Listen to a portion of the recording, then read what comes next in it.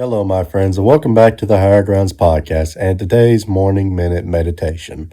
Glad you tuned in today, and just sip a little thought out of the Word of God today. In 2 Kings chapter number 22, probably a very well-known passage to a lot of you. Josiah, the young king, has just been recently named the king, and he has began his reign in Jerusalem. And one of the first things he decides to do is he wants to do a work in the house of God. He wants to fix the place up, get it looking nice and working and whatnot. And naught comes to naught, the workers in there eventually find the book of the law, the lost book of the law, as it's assumed from the way the passage talks about it.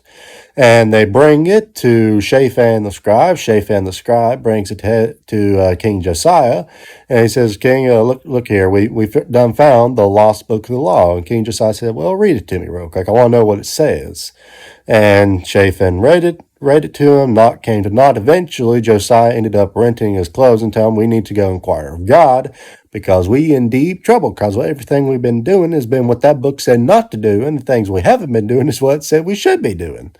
And at the end of the day, there was a lot of pain and a lot of heartache because they didn't obey the Word of God, because they didn't read the Word of God.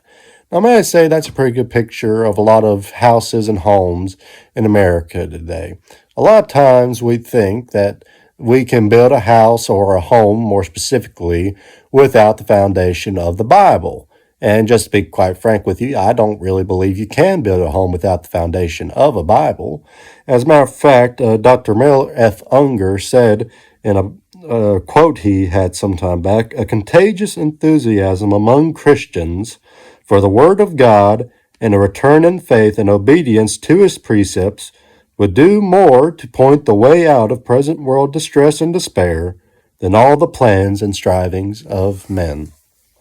Now, you see, a lot of times we try to have our houses, and we have Bibles in them, and we go to church and we read the Bible there, and we might even have our daily devotion. But as far as founding our house and our home on the foundations that are in that Word of God, well, we're just not that interested in it. It's not that we don't have it, it's just we don't care to do it.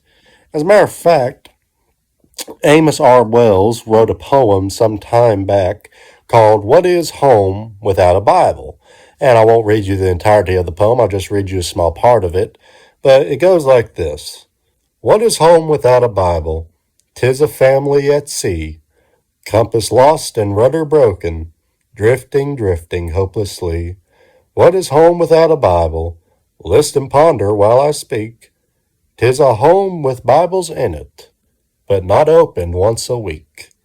Lost the Bible, lost its teaching, lost its help each day in 7, lost to live by, lost to die by. Lost what's lost? The way to heaven.